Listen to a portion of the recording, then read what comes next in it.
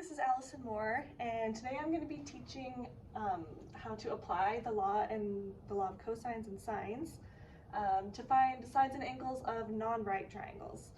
So first I'm going to use the law of cosines for this triangle here. We can do this because it gives us three sides, so it's in the side, side, side triangle.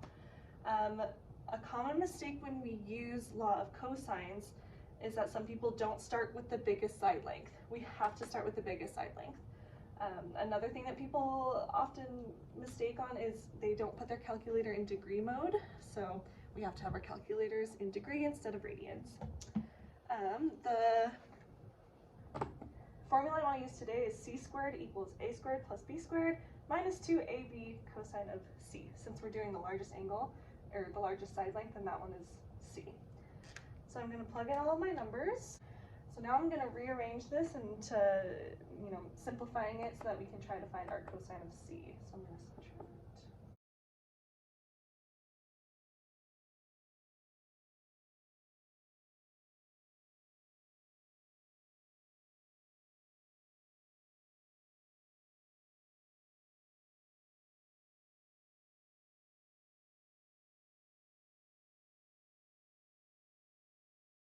To solve for c, I'm going to turn this into an inverse cosine function and take this whole thing on the inside.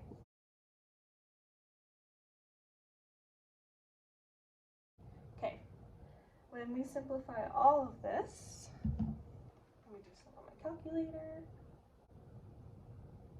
Okay, our top is going to be 122, our bottom is going to be 198, and that's going to be a negative. So now I just have to take the inverse cosine of that instead.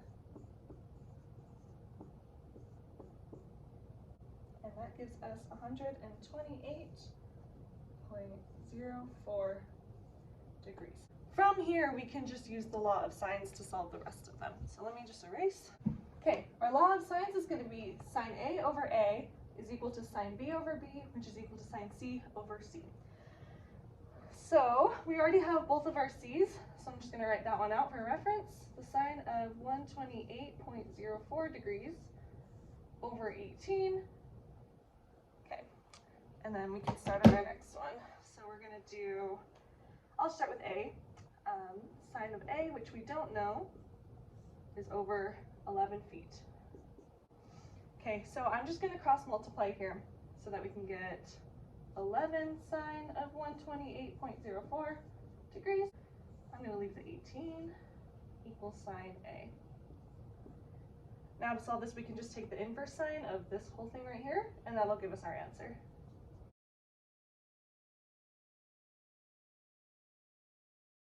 And for that one, I got 28.77 degrees.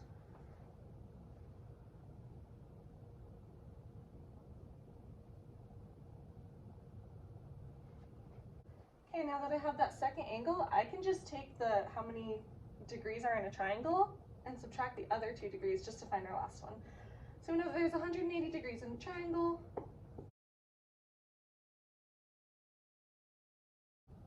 $23.19.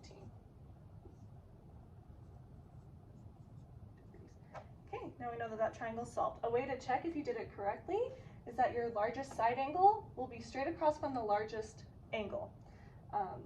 Side length will be across from the largest angle, and then your smallest side length will be across from your smallest angle.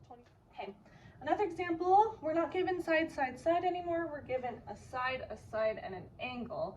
So for this one, we're going to use our law of sines instead of our law of cosines. This one I already set it up, so the only angle that we know is the 63 over on C.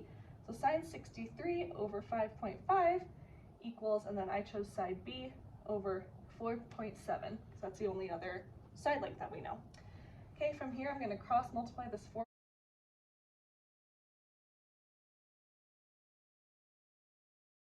Okay, to solve for B, I'm just going to do the reciprocal of sine of all of this. I'll do it over here. Inverse sine, sorry, not reciprocal, inverse. Inverse sine of, so for B, we get 49.59. Write that in here. I'm going to do what we did in our last problem and take 180 and subtract both of those angles. We're left with 67.41. So that's going to be our angle for A. Okay, so now I'm going to just take the first one again, sine 63 over 5.5.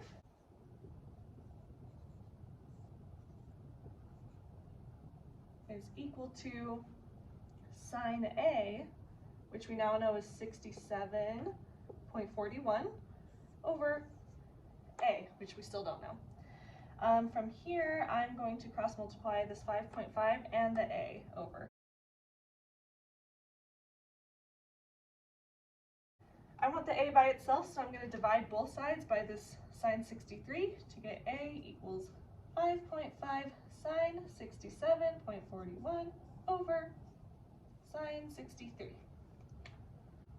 Okay, and for that length I got 5.699, so I'm going to round up to just 5.70. Okay, I'm going to put that right here. Okay, we can check if we did this correctly again by seeing that our smallest angle, 49.59, is directly across from our smallest side length, which is 4.7, so that one's right. Our biggest angle, which is 67.41, is across from our largest side angle, 5.7, and then the two in the middle are across from each other. So that's how we know that we did that one correctly as well.